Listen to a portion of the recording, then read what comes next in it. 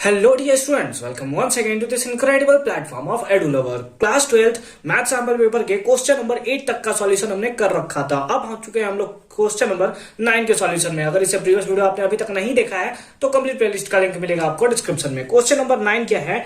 If vector A is not equal to 0, हमें vector A दिया है वो 0 के इक्वल नहीं है, अच्छी बात है। Vector A dot vector B is equal to vector A dot vector C, यानी कि इसका डॉट प्रोडक्ट वो इक्वल होगा इसके डॉट प्रोडक्ट के, साथ ही साथ इसका क्रॉस प्रोडक्ट इक्वल होगा इसके क्रॉस प्रोडक्ट के। तो हमें शो करना है then show that vector B equals to vector C. तो हमें ऐसा शो करना है कि वेक्टर बी जो होगा वेक्टर सी के इक्वल होगा।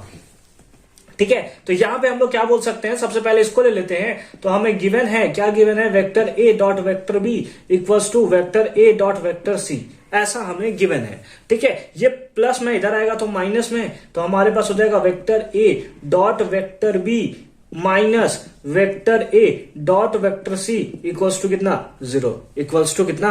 0। वेक्टर ए और वेक्टर ए दोनों के पास है, कॉमन ले सकते हैं क्या? बिल्कुल कॉमन ले सकते हैं। तो वेक्टर ए डॉट कितना हो जाएगा? Vector B minus vector C equals to 0। Equals to 0। ठीक है, यहां तक समझ में आ गया? यहां तक समझ में आ गया, अच्छी बात है। यानी कि हमें दिया है कि vector A dot vector B equals to 0 है, यानी इन दोनों का जो हम लोग का डॉट प्रोडक्ट है वो 0 है। और डॉट प्रोडक्ट 0 कब होता है? डॉट प्रोडक्ट 0 कब होता है? जैसे अगर हम लोग ले लेते कि ए डॉट बी, तो क्या होता है? Magnitude of A magnitude of B cos theta, यानी कि यहां से कौन सा कंपोनेंट आता है? कॉस कंपोनेंट आता है। और कॉस कंपोनेंट यानी कि कॉस थीटा जो है वो 0 कब होता है? कॉस थीटा 0 तब होता है जब थीटा जो होता है वो 90 डिग्री के इक्वल होता है। और 90 डिग्री इसका मतलब इन लोग दोनों क्या होंगे?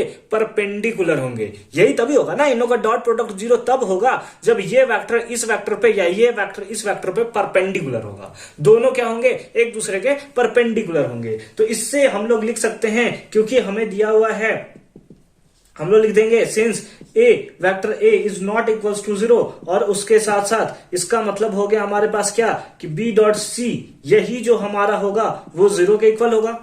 यही बात हुआ ना भाई, ये तो हमें दिया है कि 0 नहीं होगा, तो इसका मतलब क्या होगा? इन्हीं लोग दोनों का इसका ही मतलब वैल्यू जो होगा 0 के इक्वल होगा। और क्योंकि हम लोग को क्या दिया हुआ है, हम लोग को क्या दिया कि इसका डॉट प्रोडक्ट 0 के इक्वल है, इसका मतलब हम लोग बोल सकते हैं कि वेक्टर ए जो है वो परपेंडिकुलर होगा vector V minus vector C पे, या वाइस वर्सा हम लोग बोल सकते हैं। ठीक है, ठीक है, यहां तक समझ में आ गया? समझ में आ गया। अब इस पे आते हैं। इस पे क्या दिया हुआ है? ऑल्सो इसके साथ साथ हमें दिया है vector A cross vector B, ये इक्वल होगा vector A cross vector C के। ये प्लस में इधर आएगा तो माइनस में, यानी कि vector A cross vector B, और ये प्लस में इधर आया तो माइनस में, यानी कि vector A cross vector C equals to कितना हो गया? 0 हो गया। ए दोनों के पास है तो ए कॉमन ले लिया, cross B vector B minus vector C equals to 0। Equals to 0, ये तो 0 के इक्वल नहीं है। इसका मतलब हमें क्या दिया हुआ है कि since vector A is not equals to 0, इसका मतलब हुआ कि vector V minus vector C, यही सी का दोनों का जो डिफरेंस होगा वो 0 के इक्वल होगा, दोनों के इक्वल होगा। और यहां पे अगर हम लोग बात करें, तो हम लोग क्या देखने को मिल रहा है कि दोनों का क्रॉस प्रोडक्ट कितना है? 0 है। दोनों का क्रॉस प्रोडक्ट, और क्रॉस प्रोडक्ट में हमारे पास कौन सा आता है? साइन थीटा, साइन का कंपोनेंट आता है। जैसे इसमें कॉस का आया था A dot B equals to magnitude of A into magnitude of B cos theta, उसी टाइप से वहां पे आता है हमारे इसमें साइन थीटा। और साइन थीटा इक्वल होता है 0 के। कब इक्वल होता है? जब एंगल कितना होता है?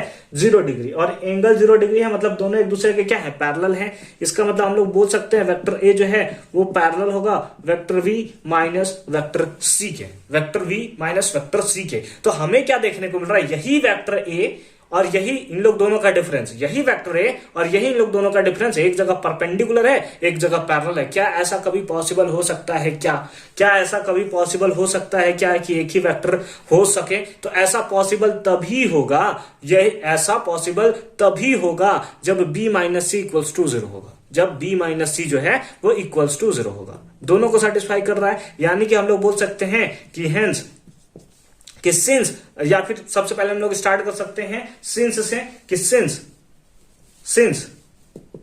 Since vector A and vector v minus vector c are both perpendicular and parallel, therefore it is only possible, ये तभी पॉसिबल हो सकता है, केवल तभी possible, it is only possible when जब क्या होगा, जब vector B minus vector C जो है वो इक्वल होगा किसके, 0 के। और vector V minus vector C, इसका मतलब है कि वेक्टर वी जो है वो इक्वल होगा वेक्टर सी के। और याद रखिए कि हमें यही शो करना था, और हमने एकदम आसानी से, एकदम सिंपल फॉर्म में हमने इसे शो कर दिया। ठीक है, तो आई होप कि क्वेश्चन नंबर 9 आपको बहुत अच्छे से समझ में आया होगा। मिलते हैं आपसे नेक्स्ट वीडियो में क्वेश्चन नंबर 10 के साथ। अच्छे से पढ़ाई करते रहिए, और इसके पीडीएफ लिंक्स के लिए आप हमें टेलीग्राम पे ज्वाइन जरूर कर लेंगे,